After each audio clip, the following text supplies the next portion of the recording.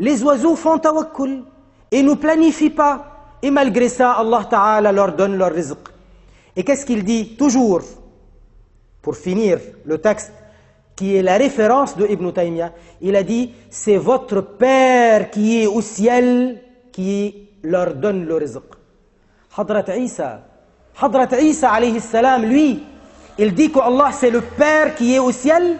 Pourquoi lui c'est le prêtre, c'est le cardinal? Ça c'est les chrétiens, les cardinaux qui parlent comme ça de Allah Azza wa Jal. Nous musulmans, nous croyons que Hadrat Isa il était quoi? Il était prophète, Rasoul, Nabi. Et les Anbiya alayhimus salatu wassalam, ils sont musulmans, ils ne sont pas mécréants. Allah subhanahu wa ta'ala lam yalid wa lam yulad. Ni il est père, ni il est fils. Lam yalid wa lam yulad. Hadrat Isa, il va dire que Allah c'est le père, mais ça ne le gêne pas Ibn Taymiyyah. Pour lui, ce n'est pas un problème. Mais pas seulement ça. Ça veut dire que pour lui, les textes des chrétiens qui parlent de Allah de la sorte, c'est des vrais textes. Mais alors pour lui, Al-Injil n'a pas été falsifié alors. Et At-Tawrat n'a pas été falsifié alors. Ça veut dire que leur religion, elle est bonne. Mais comment elle est bonne? Et ils doivent quitter cette religion et suivre la nôtre. Pourquoi Rasulullah sallallahu alayhi wa sallam les avait combattus? Pour qu'ils abandonnent leur religion et qu'ils suivent la sienne, l'islam, s'ils étaient véridiques. Mais Allah Ta'ala dans le Coran, il a dit qu'eux, ils falsifiaient l'enseignement de Hadrat Moussa alayhi salam et de Hadrat Isa alayhi salam. Mais pour Ibn Taymiyyah, le problème, il est double. D'abord, il veut prouver qu'Allah Ta'ala, il est au ciel. Alors, il trouve la référence dans les propos de qui? Des mécréants chrétiens. Et pire encore, il attribue ce kufr à qui? À Hadrat Isa alayhi salam. Et pire encore, c'est comme si ces écritures qui ont été condamnées par Allah Azza wa Jal dans le Coran al-Karim et par Rasulullah sallallahu alayhi wa sallam, lui, il les prend comme référence. Ibn Taymiyyah, un jour, il était sur Al-Mimbar, en train de donner son cours dans la mosquée à Damas. Et c'est qui raconte cette histoire? Il y a beaucoup de ulama qui la racontent, mais parmi ceux qui l'ont raconté, un historien, voyageur, un grand voyageur. Son ouvrage a été traduit en français. Il s'appelle Ibn Battuta. Ibn Battuta, c'est quelqu'un du Maroc. Il était du 8e siècle.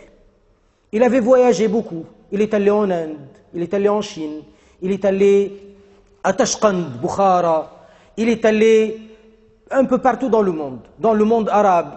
Il parcourait ville après ville, ville après ville. Et il a dit, pendant que je suis passé à Damas, j'ai fait salat à la mosquée Umayyad, à la mosquée de Damas.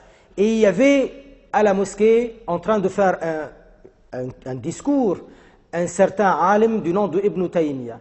Il était debout sur Al-Mimbar et il dit aux gens, Allah Ta'ala, il descend vers le ciel comme je descends moi-même. Et il descend une marche. Et il y a eu la polémique dans la mosquée. Il y a des gens qui se sont levés, ils ont dit A'udhu billah, mais c'est quoi ça?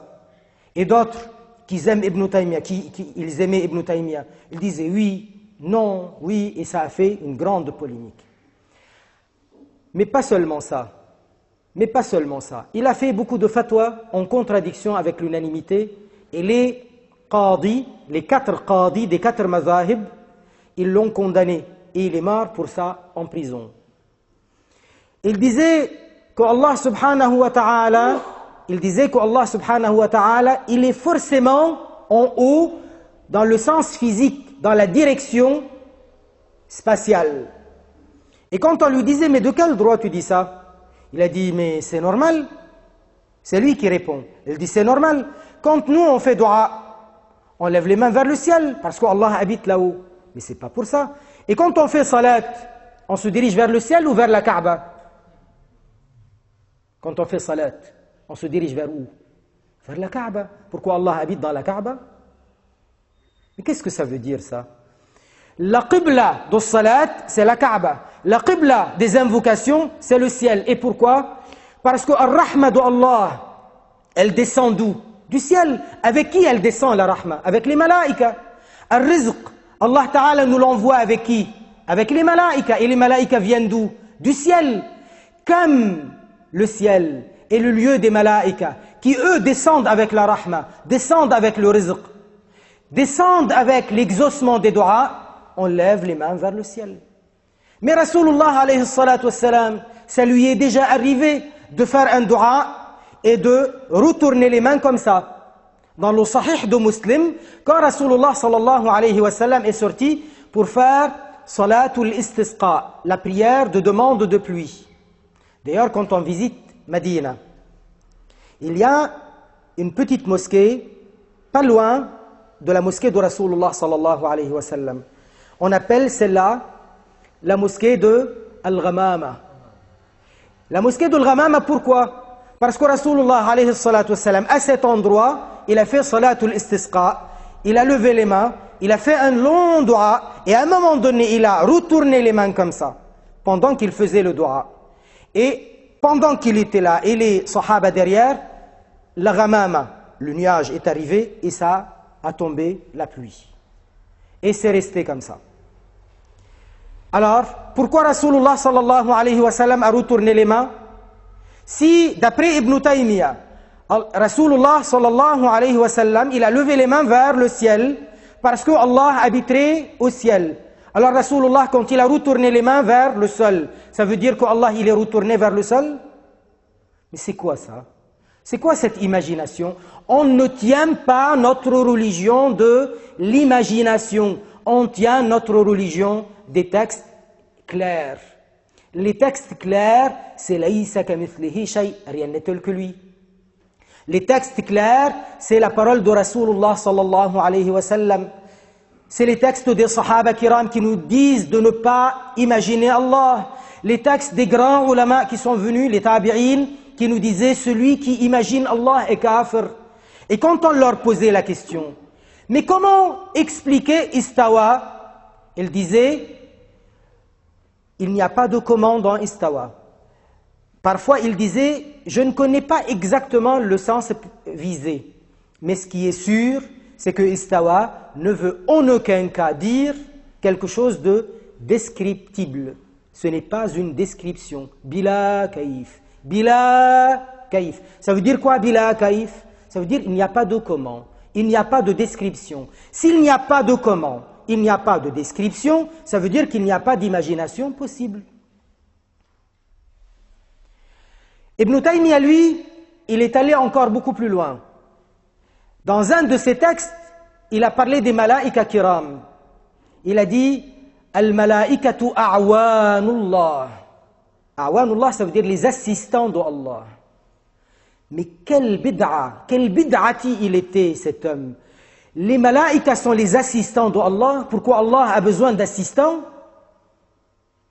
Ibn Taymiyyah, lui, il dit si tu voyages pour visiter Rasulullah sallallahu alayhi wa sallam, c'est shirk, tu es devenu mécréant. Parce que ça veut dire que tu crois que Rasulullah sallallahu alayhi wa sallam peut être utile après sa mort. Et il dit, si tu crois qu'Allah est utile dans sa tombe, donc tu es mushrik. Pourquoi un homme vivant peut être utile et Rasulullah, il est toujours vivant dans sa tombe, pourquoi il n'est pas utile? Mais lui, il trouve ça shirk. Mais il ne trouve pas shirk de dire que les malaïkas aident Allah. Aider Allah, il n'a trouvé que ça pour attribuer aux malaïkas kiram.